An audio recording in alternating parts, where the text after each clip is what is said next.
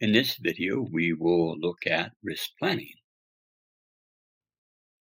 Let's define risk. Risk is an uncertain event or condition that, if it occurs, has an effect on the project. So anything that has an impact, either positively or negatively on a project, can be considered a risk. There are 4 steps in risk management planning.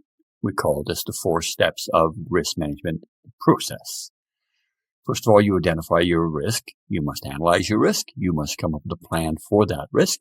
And then lastly, you must have some sort of mechanism on how you monitor and control the risk so that you will know when the risk is actually going to occur. Risk identification is one of the easiest steps in identifying risk. Simply because we ask this question, what can go wrong with this plan? Now, people can always find things that will go wrong with your plan. So be prepared that when you ask this question of anyone, stakeholders, team members, anyone that has a vested interest in your project, that you will get a lot of answers back and a lot of ideas of what can go wrong with your plan. Here's some tools or approaches we can use to identify risks. One is we can do brainstorming, as we demonstrated earlier when we did the work breakdown structure. Just give everyone stickies, get them to write down what they think the risk is and put it on the wall and organize it from there.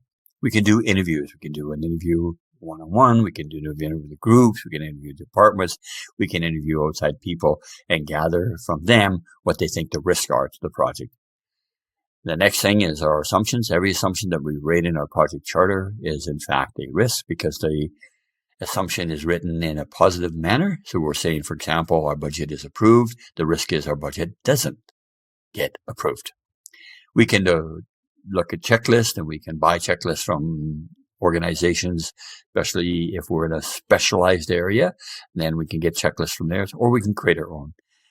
The other way we can look at historical projects, and we can look at the risks associated with those projects, and we can ask the question whether those risks are still valid with our project. And those are the tools that we can use to identify risk.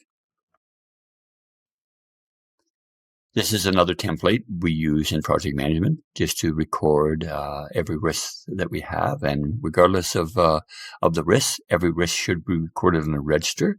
And what you do is you track that risk and you can determine whether it's active or not, as you can see here. And once it's not active, you don't have to worry about it anymore. And you'll see on this little template, we have a P and an I there. We'll talk about what that means in a minute. So as mentioned in the previous slide, we talked about doing a risk analysis, and the P stands for probability and the I stands for impact. So when we look at a risk, we want to look at the probability of that risk actually occurring. And then we want to look at the impact as if that risk did occur. And this is a little grid. You can use a number, and you can go 1 to 5, 1 to 10, up the left-hand side and down the bottom. Either way you want to do it, or you can use a color system like this. But the whole idea is to take each one of your risks and ask yourself, what is the probability of this risk actually occurring? And if the risk does occur, what is the impact of this? Now let me give you an example of what I mean. Let's say, for example, that you live in an earthquake area, but you haven't had an earthquake in 100 years. Now, the probability of that earthquake to your project, the probability of actually occurring during the length of your project is probably very, very low. But the impact to your project, if the earthquake actually happens, is very, very high.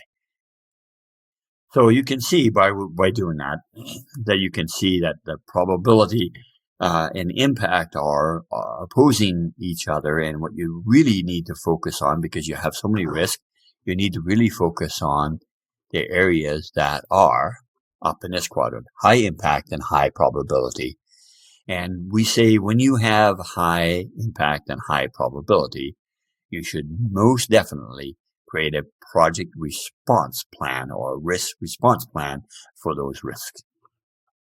You've now analyzed your risks. Now what you need to do is, for those high impact and high probability risks, you need to do some planning. So the plans to handle risk should be appropriate and consider the priority of the risk and the cost of the risk and the timing of the risk. So when you create a plan, the plan can't occur more cost or take longer than if you just allowed the risk to actually occur. So one thing that happens with project managers, they have very elaborate plans for a risk actually happens, when a risk actually happens. And the reality is that costs more and takes longer than if the risk actually occurred. So when you create your plans, make sure you understand the priority of the risk. Make sure it's only for the high impact and high probability areas. Make sure the cost is not greater than if the risk actually occurred, and make sure it takes less time than the time it would take to adjust to the risk if it actually occurred.